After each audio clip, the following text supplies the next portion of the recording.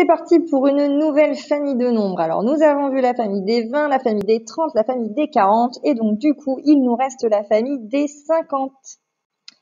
Alors, la famille des 50, on l'entend 50, donc ça veut dire 5 dizaines entières. Donc, à chaque fois, dans la famille des 50, le chiffre des dizaines, ça sera le 5. Je rappelle aussi la comptine des dizaines entières, donc 10, 20, 30, 40, 50.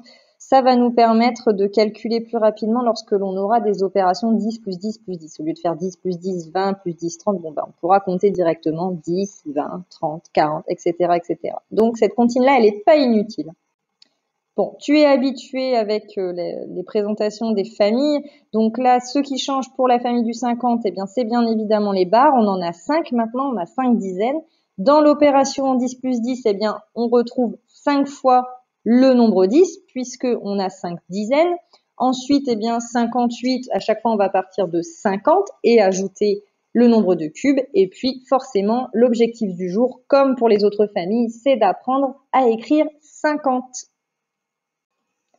Voici l'écriture du nombre 50. Alors 50, ça commence comme 5, donc C-I-N-Q. Si tu sais écrire le chiffre 5, eh bien logiquement, cette partie-là du mot, elle est facile.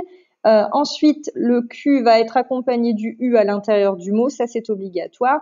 Et pour le AN, eh bien c'est le même AN que 40 finalement, donc c'est le AN avec A-N.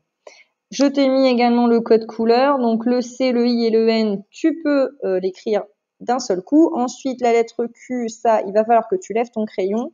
Ensuite, la lettre U et ensuite le A-N-T-E, ça, tu peux le faire en une seule fois.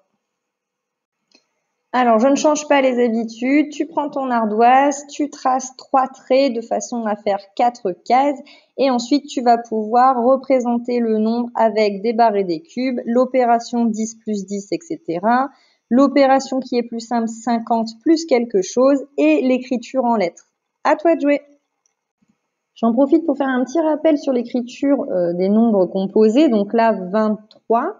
On a 20, on a 3 et on n'oublie pas entre les deux mots de mettre un tiret. Maintenant, c'est la règle.